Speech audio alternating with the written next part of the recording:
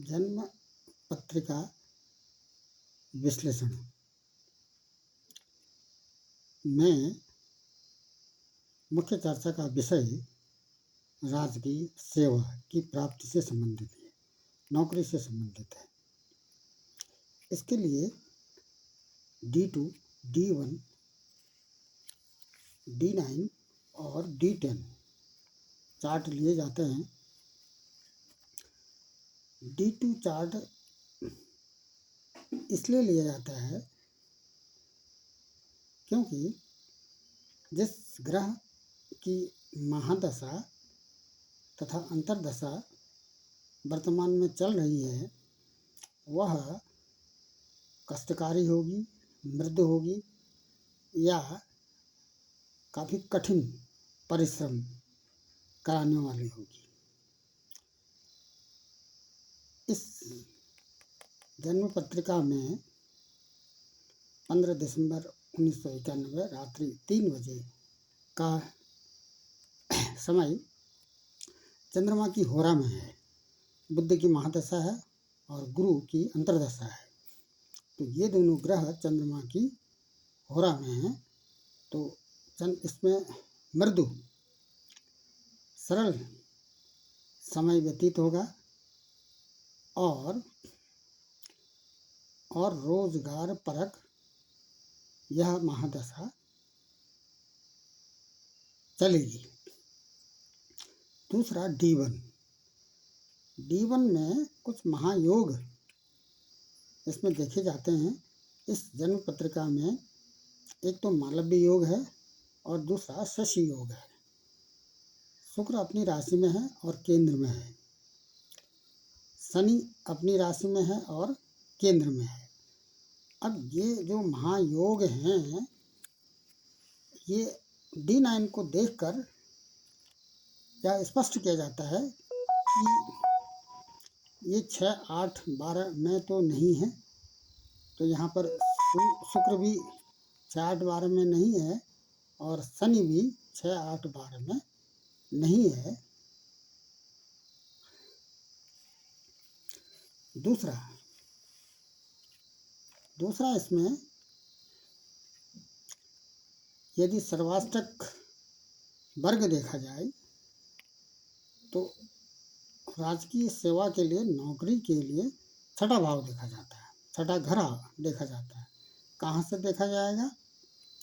Number 1 सूर्य, number 2 गुरु, number 3 Shani और number 4 लग्न से।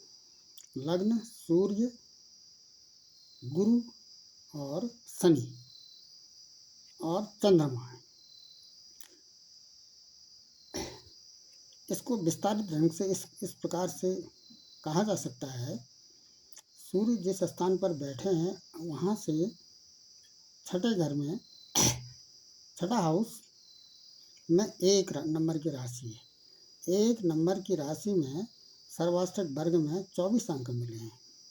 ये तो 28 से कम है। दूसरा गुरु जिस स्थान पर बैठे हैं वहाँ से छठे हाउस में 1, 2, 3, 4, 5, 6 छठे नंबर 10 नंबर की राशि है। यहाँ पर सर्वाष्टक वर्ग में 10 नंबर की राशि को सर्वाष्टक वर्ग में 33 अंक मिले हैं, जो काफ़ी अच्छा है। तीसरा शनि जहाँ पर बैठे हैं वहाँ से छठे नंबर का हाउस 1, 2, 3, 4, 5, 6 छठे नंबर में शनि से छठे नंबर का जो घर होगा वो नौकरी से संबंधित है। यहाँ पर 3 नंबर की राशि है, इसको 29 अंक मिले हैं और लग्न से छठे घर में 12 नंबर की राशि है, यहाँ पर 31 अंक मिले हैं। तो लगभग 80% जो फल विचार किया जाएगा वह सरकारी सेवा से के पक्ष में किया जाएगा। तीसरा जो इसमें इस 10वें घर को, जैसा कि कर्म भाव है, यहाँ से इस स्थान से 11वें घर में अंक अधिक होने चाहिए। ये बंधु भाव है 1 1 1 5 9 में स्थित अंकों का योग 2 6 10 के अंकों से कम होना चाहिए। तो इसको ये बंधु भाव कहते हैं, इसको 1 5 9 को, और 2 6 10 को सेवक भाव कहते हैं। तो सेवक भाव में अंक अधिक हैं, बंधु भाव में अंक कम हैं। तो यह भी स्थिति निःसंदेह सरकारी नौकरी की ओर संकेत करता है।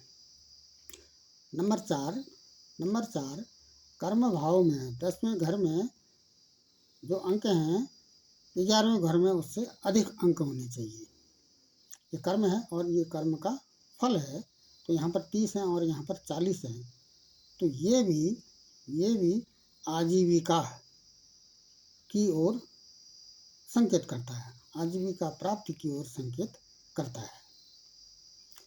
उसके बाद D10, जैसा कि D10 का जो छठा 10वां घर है, वहाँ पर 6 नंबर की राशि है। 6 नंबर की राशि के स्वामी बुध होते हैं। 6 नंबर की राशि के स्वामी बुध होते हैं। वो केंद्र में आ गए हैं, ये केंद्र में आ गए हैं, सेंटर में आ गए हैं, लग्न में आ गए हैं। ये भी शुभ कारक है। पांचवा जो फल विचार किया जाएगा उसमें लग्नेश और दशमेश D1 चार्ट का, और D10 चार्ट का लग्नेश और दशमेश, इनके जो कोणीय देवता हैं वो वायुदेव और वायुदेव में अधिक हैं। D1 का लग्नेश भी वायु देव में है और D10 का दशमेश भी ये वायु देव में है। तो ऐसी स्थिति में भी राजकीय सेवा का संयोग बनता है। जो 7वां बिंदु है जिसको हम योग कारक ग्रह, यहाँ पर जो पंच महापुरुष योग में मालव्य योग बना रहे हैं शुक्र, वो डिग्री के आधार पर वयस्क अवस्था के नज़दीक हैं। और शनि तो अभी है नहीं वयस्क अवस्था में, लेकिन गुरु पूर्ण रूप से वयस्क अवस्था में है। तो यहाँ पर इस विवेचना के आधार पर, इस विश्लेषण के आधार पर भी राजयोग की प्राप्ति का फल विचार किया जाएगा।